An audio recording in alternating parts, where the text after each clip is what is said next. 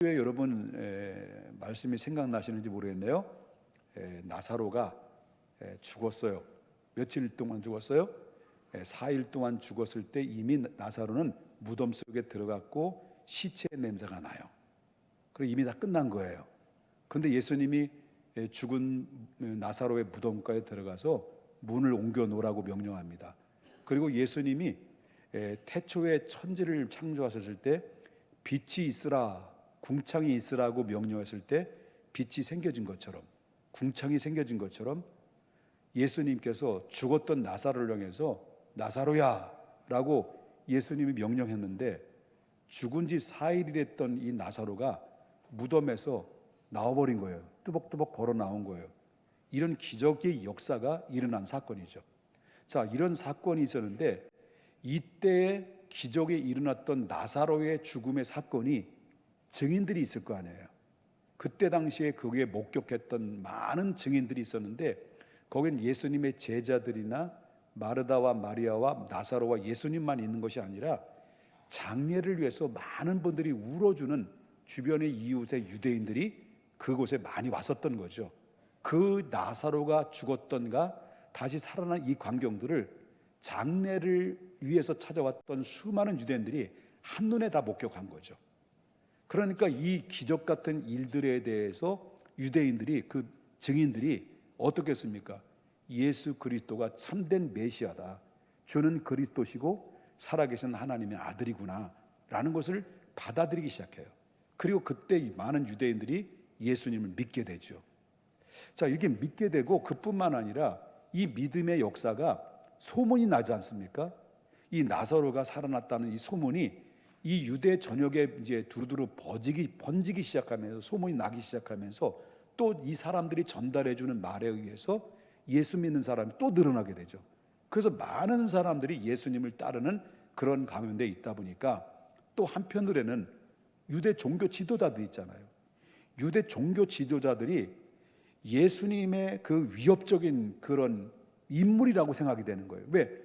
여태까지 자기들을 신봉했던 유대인들이 예수님의 기적의 사건, 그뿐만 아니라 옛날 그 전에도 안타를 계속 치다가 나사로를 죽었다는 나사로를 살림으로 홈런을 쳐버리니까 완전히 그 유대인들이 예수님이 이 민족을 구원할 메시아다라는 것을 의심할 여지가 없었던 거죠. 그래서 많은 민족의 백성들이 이제 유대 종교 지도자를 따른 자들이 수평이동이 돼서 바로 예수님께 쏠리게 되죠. 그러다 보니까 이 종교 지도자들은 예수님을 어떤 인물로 보겠습니까? 위협적인 인물로 본 거예요. 그들은 위협적인 인물로 보니까 그들이 다급하게 가서 그들은 공의회를 선포합니다. 바로 오늘날 국회를 말한다면 국회를 소집을 하죠. 소집을 하고 그들은 의논을 하기를, 의논한 끝에 내린 결론이 예수를 죽이자라는 결론이 납니다. 그 예수를 죽이기로 결의를 하고, 그리고 난 다음에 3번 두들기고, 그리고 체포영장 발부를 합니다. 여기 곳곳마다, 오늘 말한다면 곳곳마다 범인 잡아요 해서 사진이 붙어 있는 것처럼 다다다다 붙었겠죠. 이런 상황에 놓여 있었다는 것을 보게 되는데, 자, 그러면 물어보겠습니다. 자, 이런 상황을 예수님을 죽이기로 결정을 하고, 그리고 또한 예수님의 체포 명령이 내렸다는 이 상황에 대해서 예수님은 아셨을까요? 모르셨을까요? 누가 알려주지 않아도 예수님은 전능하신 신성을 가지고 계시기 때문에 다 알고 있다는 거예요. 다 알고 있는 상황이었고, 그리고 알고 있으면서 예수님은 또한 일주일 후면은 당신께서 이제 인류를 위해서 죽음이 찾아올 것이다라는 것을 예수님은 다 알고 있는 상태라고 하는 것을 보게 된다는 거죠. 그럼에도 불구하고 예수님은 다 아시는데도 불구하고 예루살렘으로 들어갑니다. 예루살렘에 들어가면 죽는 거예요. 죽으러 가시는 거예요. 왜냐하면 그 예루살렘으로 다 알고, 죽음 가면 죽는다는 사실을 분명히 알고 있으면서도 그럼에도 불구하고 예루살렘에 가시는 이유가 뭐냐라고 말한다면, 예수님께서는 이때 이제 얼마 후면은 인류를 위해서 십자가를 지고 죽은 자 가운데 다시 부활하실 것을 이미 바로 뭐냐면 때가 왔다라는 것을 주님이 아셨기 때문에 그렇다는 거죠. 이 때는 예수님이 죽는 때는 유대인들이 정하는 것도 아니고요, 종교 지도자들이 정해지는 것이 아니라 하나님이 정해줘야만이 가능한 거죠. 그 하나님이 정해진 때가 바로 됐고 예수님 그 때를 아셔서 바로 예루살렘에 들어가는 거예요. 이제 일주일이면 준다는 사실을 아시는 거예요. 그 가는 중에 예수님께서 바로 이 예루살렘으로부터 2.5km 정도의 동쪽 방향에 떨어져 있는 베단이라는 지역으로 바로 거기에 들리셔요. 예루살렘에 들어가다가 베단이라는 지역으로 들리시는데 이 베단이의 어느 지역의 방에 들어가는 그 집은 어떤 집이냐고 말한다면 오늘 본문에 1절에 나옵니다. 1절 보겠습니다. 자, 유월절 엿새 전에 예수께서 엿새 전에 어디죠? 예수께서 어디에? 베다니에 이르니 이곳은 어디라는 거예요? 예수께서 죽은 자 가운데 살리신 나사로가 있는 나사로의 집이죠. 그리고 나사로를 살려냈던 집으로 예수님께 잠깐 들렸다는 거예요. 그리고 조금 있다는 어디로 가요? 예루살렘에 가시는 거예요. 지금 나사로는 집은 완전히 뭐가 된 거예요? 축제예요.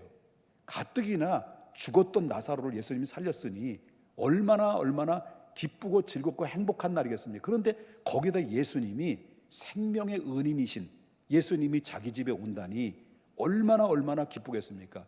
그런 잔치를 벌인 거예요. 그 음식을 만드는 거예요. 그래서 죽었다가 살아난 이 여동생들은 바로 뭐냐면 예수님을 음식을 위해서 준비를 하면서 바로 기쁨으로 예수님을 맞이하게 되죠. 자, 이스라엘의 전통적인 그런 것이 하나 있어요. 손님이 올 때는 전통적인 행위가 있습니다. 전통적인 행위가 바로 뭐냐면 이스라엘 나라는 팔레스타인 지역이기 때문에 사막이 많아요. 사막. 그게 먼지가 많아요. 그 이스라엘 백성들은 바로 뭐냐면 주로 여러분들은 신발을 뭐 신고 왔어요? 쓰레빠 찍찍 끌고 왔을까요? 아니면 여러분 구두 신고 왔을까요? 운동화 신고 왔을까요? 구두 아니면 대부분 운동화 신고 왔을 거 아니에요. 쓰레빠 신고 온 분들 손 내리세요. 자, 우리 왔을 거 아니에요. 그런데 그 팔레스타인 지역에는요 먼지가 많기 때문에 주로 샌들을 신고 다녀요. 그런데 만약에 손님이 왔다. 손님이 오면 전통적으로 주인이 바로 손님에게 발 씻을 물을 대에다 떠다 주게 돼 있어요. 근데 그 이유는 제가 좀 전에 말씀드렸죠. 그래서 손님들에게 이 발 씻을 물을 주는 것이 최고의 예의다라는 것을 보게 되는데 여기에 조금 더 이제 좀 귀한 손님이 왔다. 귀한 손님이 오면 그 주인이 누굴 시켜요?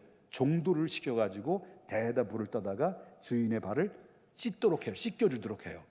근데 그보다 더 중요한 VIP 손님이 우리 집에 왔다.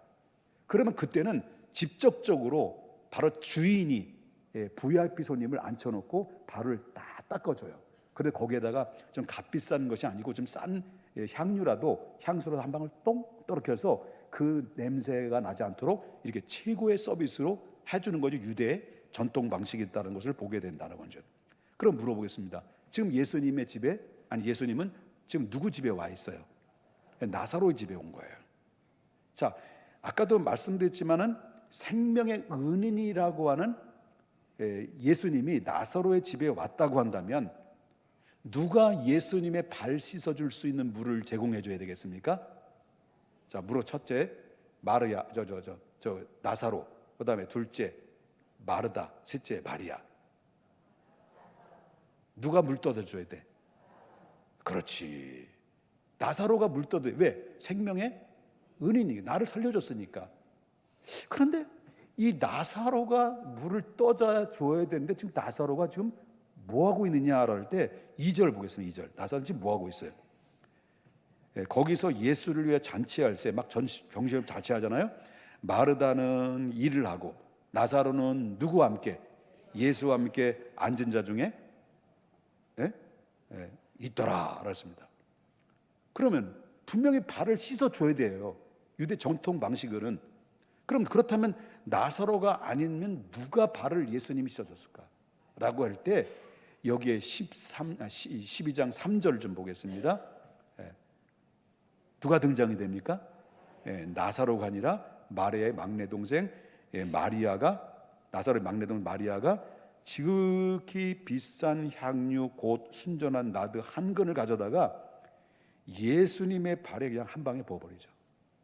붓고 난 다음에 그 다음에 뭘 했습니까? 이거 했을 거 아니에요. 아유, 너무 제꼈어. 풀어 헤쳤을 거 아니에요.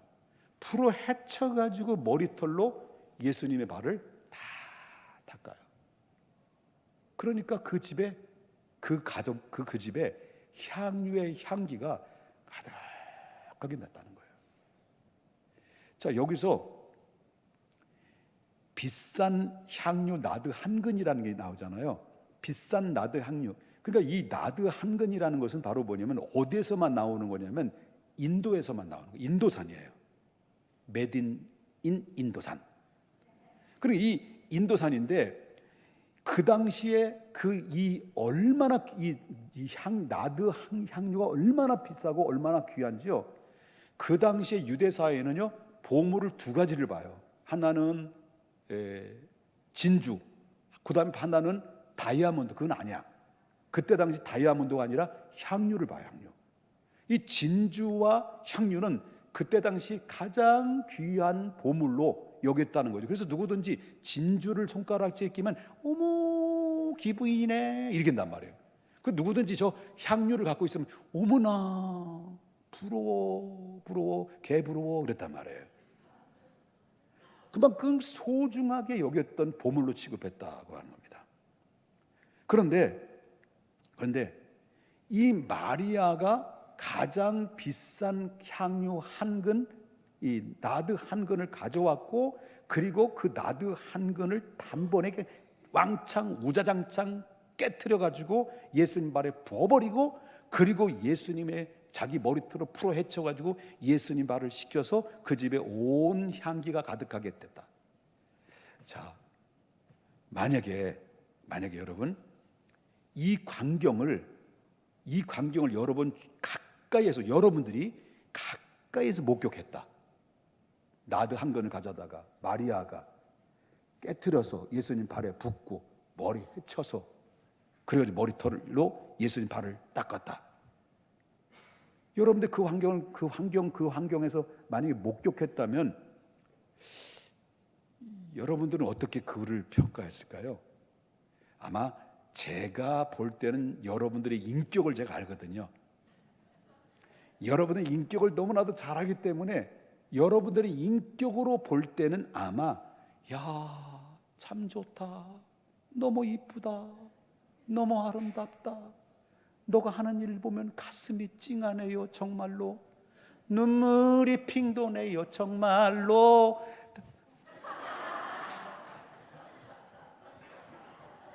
어지러워. 그랬을 거 아니겠습니까? 여러분 인격이라고 한다면. 예? 너무 아름답다. 어쩜 그렇게 귀한 일을 해. 가슴이 찡하네요. 정말로.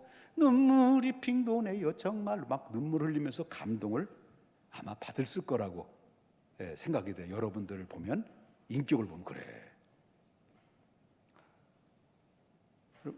그렇게 별로 감동이 안 와요? 그런데 다 그런 사람만 있겠습니까? 그런 사람이 있는 건 아니겠죠.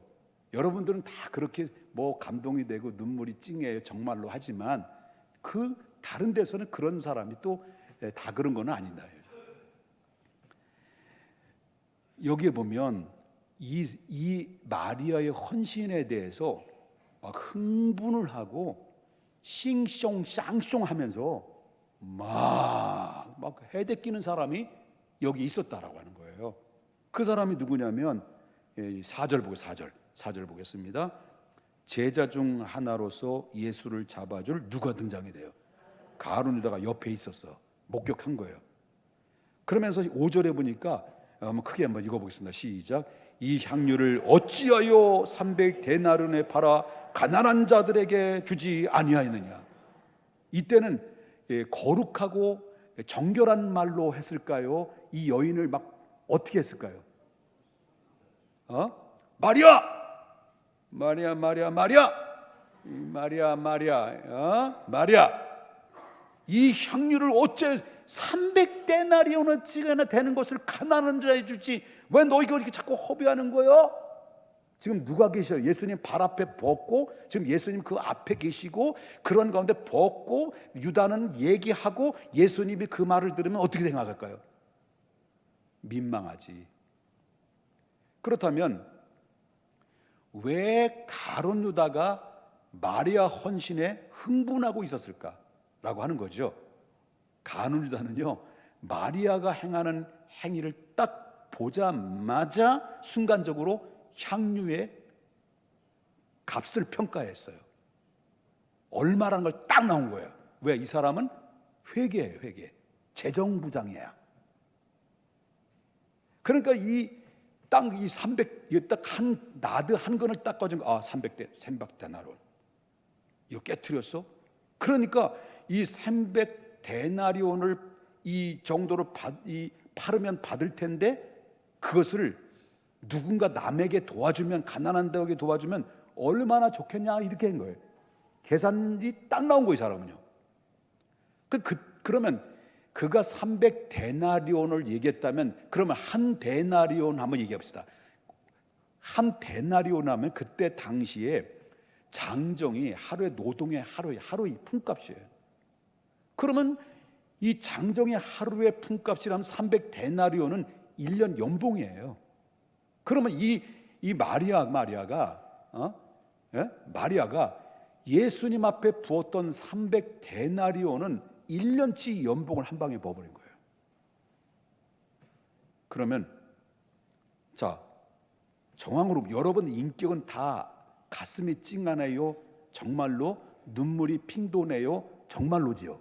여러분도 그렇죠. 근데 가룟 유다는 그렇게 생각 안 했다는 거예요.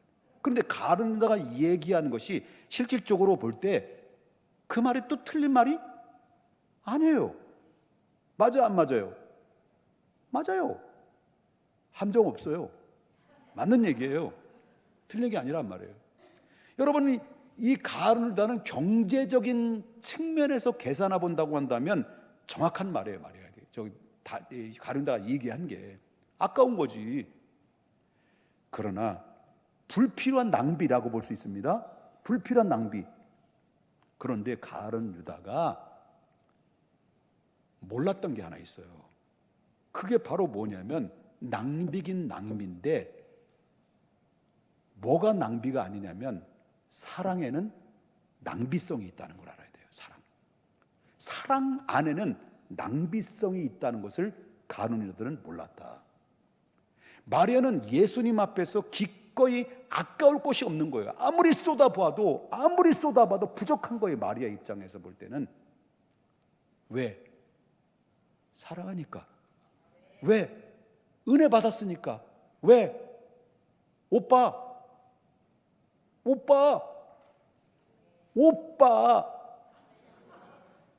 살아났잖아. 은인이잖아. 아깝겠습니까? 아까운 게 없어요. 마리아 입장에서 볼 때는. 그래서 사랑이라고 하는 것은 계산이 없는 거예요. 그런데 만약에 내가 계산이 들어갔다 그러면 사랑이 어떻게 된 거예요? 식어진 거지. 사랑이 식어진 거지. 변질된 거지. 여러분, 아버지가 자식이 아빠 나 급해. 아빠 좀 도와줘. 제발. 나 이거 죽을 것 같아. 아빠 아니면 안 돼. 아빠 난 사랑하지? 그러면요, 아빠는 녹아 안 녹아요? 그 사랑한다는 그 한마디에 아빠는 그 아들의 그 간절한 그 진심 어린 그 고백에 어때요? 아빠는 녹아나지. 그러면 뭐야? 아빠 2천만 땡겨줘. 그러면 알았어 엄마. 자식아. 그러면서도 주는 거야. 왜? 사랑이니까. 그 사랑 계산이 없는 거예요. 계산. 그런데 본전 생각나. 그럼 사랑이 깨진 거야. 사랑이 깨질 수밖에 없는 거예요. 본전 생각나면. 우리가 드려지는 헌금도 마찬가지죠. 우리가 드려지는 헌금이 드렸는데 아깝다는 거예요. 내가 너무 많이 드렸나 보다. 잠깐 내가 정신 나갔나 보다. 그래서 우리 재정부한테 사실 찾아가가지고 내가 정신 나갔으니 절반만 또 이제 구역 예배 가끔마다 이런 거 있어요. 옛날에 있었어. 옛날에는 1,000원씩 했잖아요, 구역 예배. 근데 1,000원씩 구역 예배 헌금했는데 1,000원이 안 나오고 10,000원이 나온 거야. 그래가지고 헌금한 거를 10,000원 냈고 9,000원을 이제 헌금해서 빼서 이제 자기한테 들어갔다는 거예요. 그거 어쩔 수, 그건 뭐 이해할 수 있겠, 이해 못해, 농담 못해 나는 지금. 여러분 반면에 가룟 유다는요, 가룟 유다가 한 말을 좀 보게 되면 분명한 것은 실질적으로 틀린 말은 아니에요. 계산적으로 볼 때, 경제적으로 볼 때 이가 말한 것은 틀린 말이 아니에요.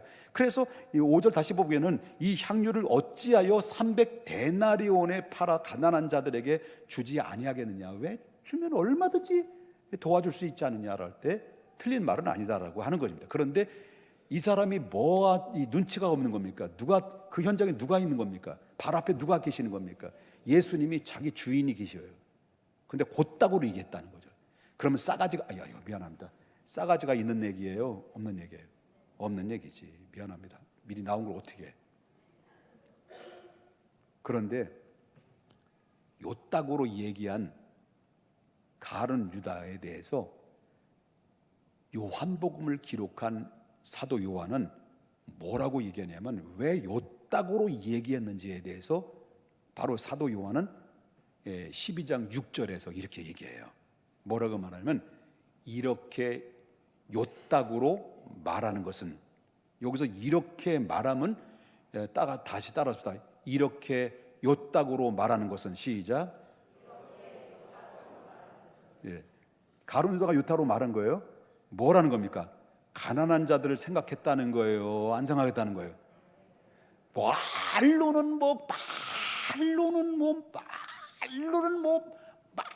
말로는 가난한 자라고 막 그러지만 가난한 자를 생각한 게 아니다라는 거죠. 왜? 이 사람은 뭐기 때문에? 도둑이에요. 돈캐를 맡아서, 다시 말하면 재정을 맡아서 있기 때문에 가끔마다 쏙 집어넣었다 이렇게 한 사람이에요. 그러니까 이 사람의 생각은 온통 뭐예요? 300데나리온 가난한 사람의 생각이 아니라는 거예요. 온통 어디에 있던 거예요? 돈도론 돈돈, 돈도론 돈돈, 돈도론 돈, 돈도론 돈, 돈도론 돈돈, 그거밖에 없었던 거예요. 이 가룟유다는 예수님을 사랑해서 한 말이 아니에요. 그저 가난한 사람들을 통해서 뭐 불쌍히 여기는 게 아니에요. 돈 때문에 돈. 이게 이 요한은 거기에 대해서 이야기하고 있어요. 여기서 예수님의 대답이 뭐예요? 예수님 뭐라고 그래요? 이런 이 가룟 유다에 대해서 이야기했을 때 뭐라고 얘기해요? 12장 7절입니다. 예수께서 이르시되, 다 같이 읽겠습니다. 그를 가만두어 나의 장래의 날을 위하여 그것을 간직하게 하라. 냅둬. 그를 그대로 내비둬. 이 여자가 헌신하는 헌신은 낭비라고 보지 마라. 낭비라고 보지 마라. 왜? 이 마리아의 헌신은 나의 장래할 날을 준비하기 위해서 행하는 행위다라고 예수님께서 마리아의 행위에 대해서 이야기라고 변호를 해주고 있는 내용이에요. 그러면 이 상황을 보면 여러분, 마리아의 헌신이 곧 그 마리아가 그 향유를 깨뜨려서 예수님 발 앞에 붓고 자기 머릿돌로 발을 씻겨주는 이 헌신을 보면 딱 직감이 되지 않습니까? 왜 그렇게 했는지, 왜 마리아가 그 단번에 300데나리 연봉을 깨뜨리고 보물을 깨뜨리고 시집갈 미천을 다 깨뜨려서 예수님 자기 머리를 풀어 헤치고 예수님 발에다가 발을 씻어줄 수 있을 만큼 그렇게 행했던 행위를 보면 우리는 분명히 직감되는 게 있어요. 그게 바로 뭐냐? 예수님의 죽음에 대해서 그는 언제 어떤 과정에서 분명히 이해했었고, 그래서 내가 드려지는 것이 아무리 드려도 아깝지 않고 더 드려도 아깝지 않다. 아니 내 생명조차도 예수님에 드린다 하더라도 나는 아깝지 않다라고 이렇게 이야기할 수 있을 만큼 그가 자기에 있는 것 전부를 깨뜨렸었다는 것은 분명한 이유가 있었을 거라고 하는 겁니다. 그 이유가 뭐냐? 여기의 상황에서 똑같이 현장에서 목격했던 누가복음이 똑같은 상황을 기록한 적이 있어요. 누가복음 10장에 보면 오늘 본문 똑같은 상황이 이루어져요. 10장 38절과 쭉 보겠습니다. 누가복음이 있었던 얘기, 이 상황은 똑같은 얘기죠. 그들이 갈 길을 길 갈 때 예수께서 한 마을에 들어가심에 마르다라 하는 이름하는 한 여자가 자기 집으로 영접했다. 오늘 본문하고 똑같은 거죠. 똑같은 상황이에요. 이해되셨습니까?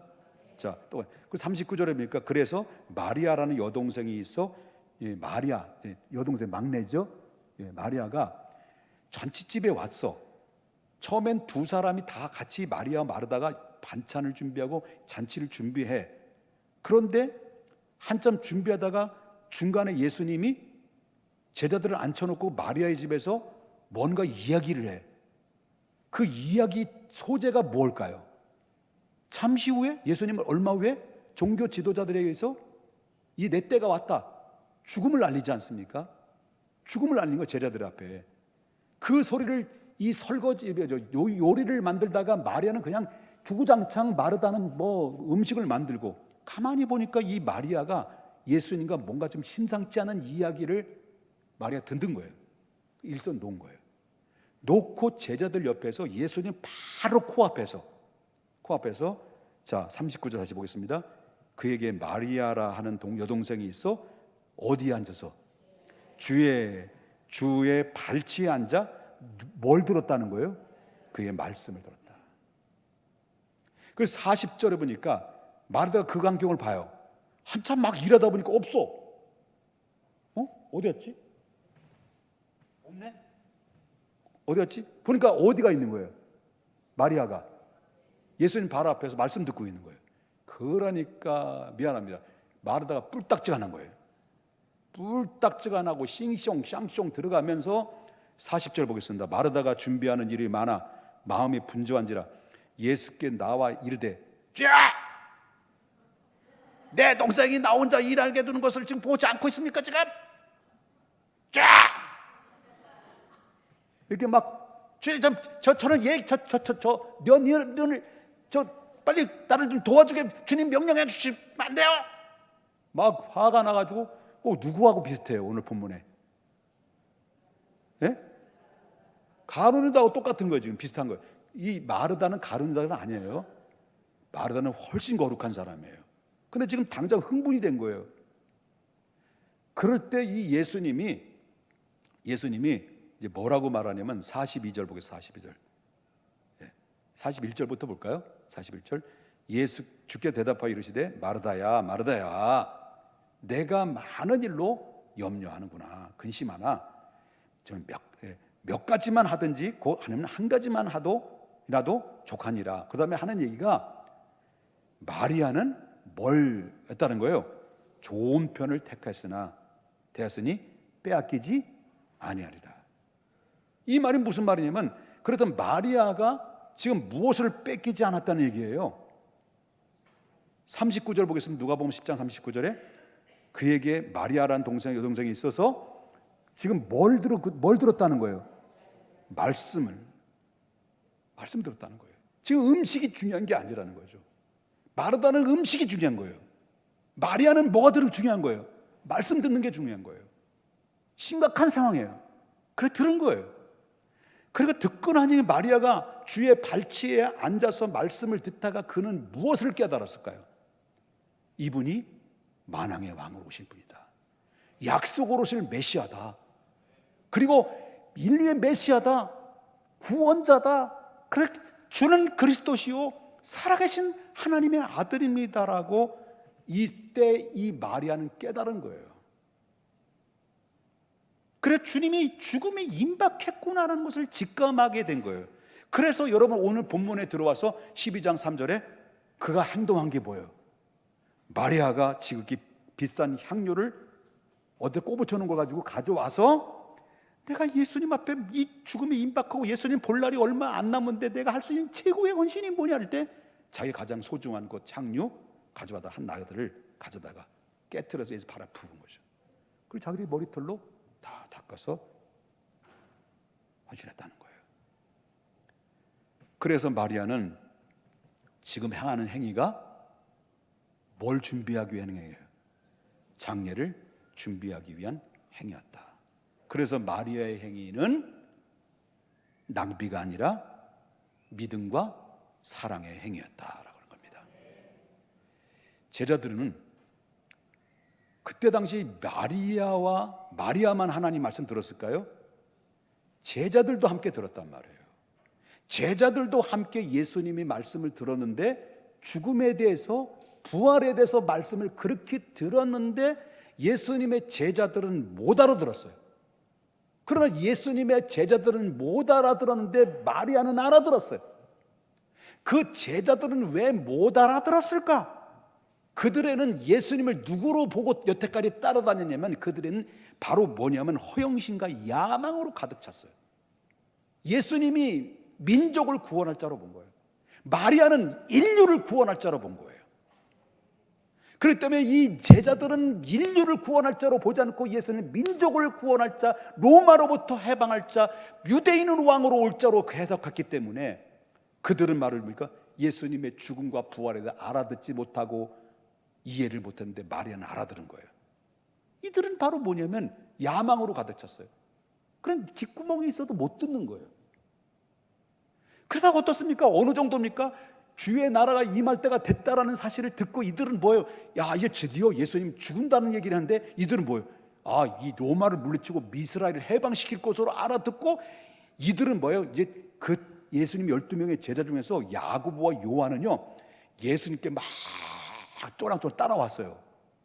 여기 마가복음에 나오는 얘기인데 따라왔어요. 그러면서 예수님 드디어 때가 온 것이죠?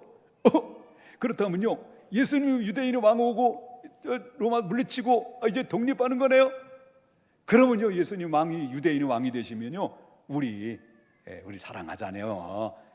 그러면서 요한과 야고보 형제들은 예수님 왕이 되면 우리를 좌우로 한 자리를 좀 주십시오. 청탁했다는 거 아니에요. 야, 지금 예수님은 죽음이 임박했는데 곧다고로 이해했다는 거예요. 그러니까 예수님이 아무런 반응을 안 보이니까 이 마르다와 누구 야고보 요한은 가서 뭐예요? 엄마한테 간 거예요. 엄마 안 통해. 엄마가 좀 해결해줘. 그래가지고 다른 공간 보고 오면 또 그 엄마가 그 소리 듣고 알았어. 야, 내가 뭐 안 되는 게 있니? 다 되는 거다 하면서, 그래서 막 치맛자락을 막 흔들리면서 막, 그리고 예수님 앞에 찾아온 거예요. 예수님 드디어 때가 오셨네요. 그러면 주님이 왕이 되시면 우리 아들 둘이 있는데 우리 두 아들을 하나는 좌측 하나는 우측으로 해주십시오. 청탁했다는 거 아니에요. 이 미친 거 아니오들. 그런데 마르다는요, 뭘 알은 거예요? 예수님이 죽음이 임박했다.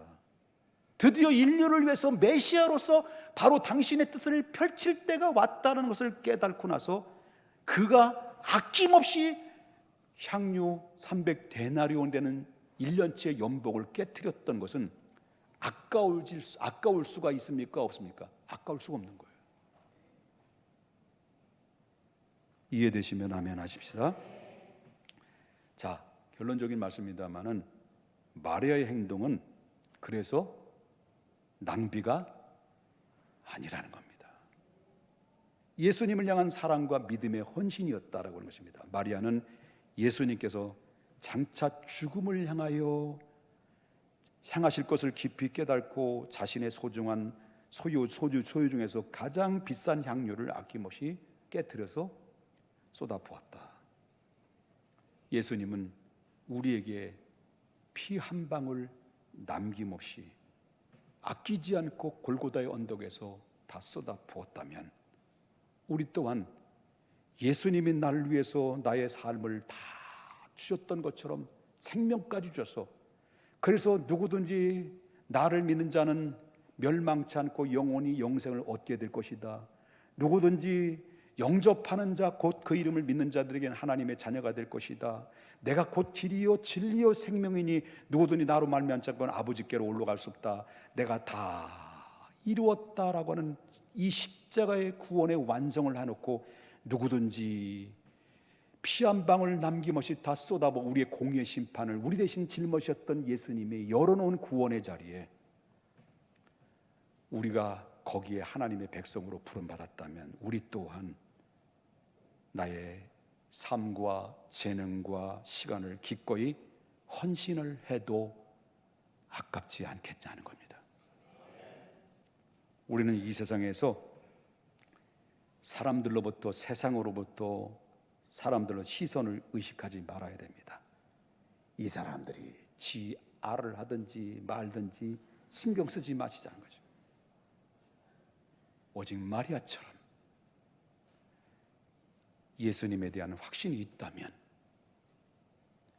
여러분 주님의 사랑의 마음으로 마음껏 헌신해도 부족함이 없는 것이고요. 하나님은 그 마음을 다 알고 계시고요. 여러분들의 헌신이 훗날의 아름다운 마리아 헌신이 지금 오늘날까지 후대 사람들에게 마음의 감동을 주는 것처럼 이 중앙교회 여러분들이 뿌려놓은 마음의 헌신과 행위들의 헌신들은 앞으로 다음 세대들에게 거룩하신 빛이 나는 아름다운 족적이 될 것이라는 사실을 저는 믿습니다. 거룩하신 하나님 아버지,